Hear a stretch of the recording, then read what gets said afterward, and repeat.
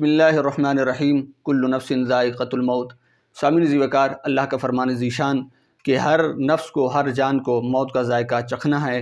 اور اسی طرح آج ہم بات کر رہے ہیں اس مشہور و معروف شخصیت کے بارے میں جس کے چاہنے والے نہ صرف سندھ بلکہ پورے پاکستان، بلکہ میں یوں کہوں گا کہ ساری دنیا کے اندر موجود ہیں۔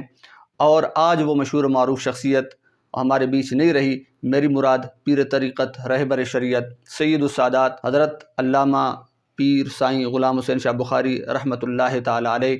کی ذات بابرکات ہے، جو آج ہمارے بیچ نہیں رہے۔ ان کا وصال پرملال ہو چکا، انا للہ و انا الیہ راجعون۔ سامعین ذی وقار، موت پسماندگان کے لیے تو غم کا سبب ہو سکتی ہے، لیکن جو بارگاہ الہی میں پہنچنے والا ہے، بزرگوں کا کہنا ہے کہ بندہ مومن کے لیے موت تو دیدار الہی کا ذریعہ و وسیلہ ہوتی ہے۔ وہ بندہ، وہ اللہ کا ولی، وہ نیک، وہ پاک باز، وہ پاک شعار جو اللہ کی بارگاہ میں جا پہنچا اور رب کے دیدار سے، حضور علیہ السلام کی زیارت سے فیضیاب ہوا، اس کے لیے کائنات تو کیا، کائنات کی ہر شے سے بڑھ کر دیدار مصطفیٰ کریم علیہ السلام ہوتا ہے۔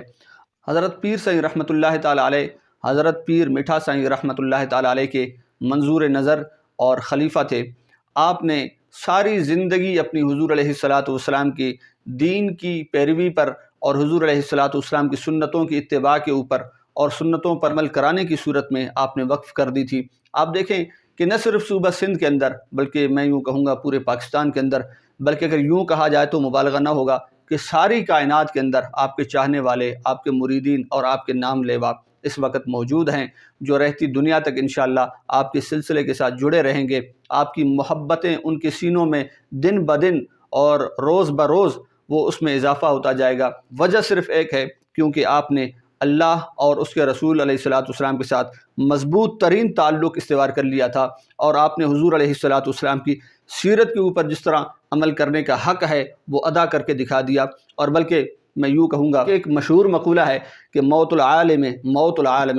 کہ عالم دین کا فوت ہو جانا، اس دنیا سے پردہ فرما جانا، وہ صرف ایک انسان کی موت نہیں ہے، بلکہ وہ کل کائنات کی، کل انسانیت کی موت ہے۔ کس طریقے سے؟ آپ دیکھیں کہ علم کا اتنا بڑا پہاڑ جو اس وقت ہم سے الگ ہو چکا، ہم سے جدا ہو چکا، اور طریقت کا اتنا اونچا قد جو اس وقت ہم سے جدا ہو چکا، اللہ پاک آپ کا روحانی علمی فیض بالخصوص آپ کے مریدین کے اوپر، متوسلین و محبین کے اوپر، اور بالعموم تمام امت مسلمہ کے اوپر جاری و ساری فرمائے۔ کہ اللہ کے نبی علیہ السلام کا فرمان ذیشان ہے، جس کے راوی حضرت ابو ہریرہ رضی اللہ تعالیٰ عنہ ہیں۔ بخاری شریف کے اندر یہ اللہ کے نبی علیہ السلام کا فرمان ذیشان موجود ہے۔ آپ نے فرمایا قرب قیامت کی علامات میں سے ایک بہت بڑی نشانی اور علامت یہ ہے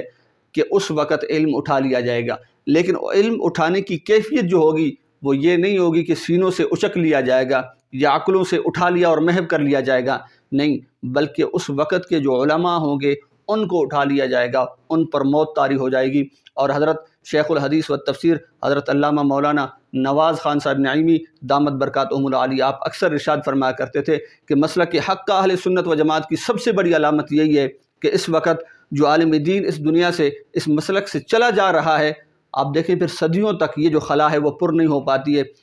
اگر خدا کرے تو اس کی قدرت میں کوئی دیر نہیں ہے، لیکن رب صدیوں میں اس طرح کے افراد پیدا فرماتا ہے جو زمانے کو نہیں بلکہ زمانہ جس سانچے کے اندر ڈھلا ہوا ہے وہ سانچے ہی بدل کر چلے جاتے ہیں، کہ زمانہ پھر ان بزرگوں کو یاد کر کے رہ جاتا ہے۔ یقیناً آپ ان بزرگوں میں سے تھے کہ جس کے بارے میں اللہ کے نبی علیہ السلام کا فرمان ذیشان ہے کہ اذا رؤوا ذکر اللہ، کہ اللہ والوں کی علامت سب سے اونچی اور بلند علامت نشانی یہ ہے کہ جب ان کے چہروں کو دیکھا جائے، ان کے چہروں کی زیارت کی جائے تو اللہ کا ذکر تمہارے سینوں کے اندر بیدار ہو جائے۔ یقیناً آپ ان بزرگان دین میں سے تھے کہ جو بھی آپ کو دیکھتا تو ایک بار دیکھتے ہی اسے یاد خداوندی اس کے سینے میں پیدا ہو جاتی تھی۔ اللہ پاک آپ کی قبر انور کے اوپر، آپ کے مزار انور کے اوپر کروڑہا رحمتوں کا نزول فرمائے، اور اپنے پیارے محبوب نبی مکرم نور مجسم صلی اللہ تعالیٰ علیہ وآلہ وسلم کا صدقہ آپ کی بھرپور شفاعت فرمائے، اور آپ کو اپنے جوار رحمت کے اندر مقام عطا فرمائے۔ آمین بجاہ سید المرسلین۔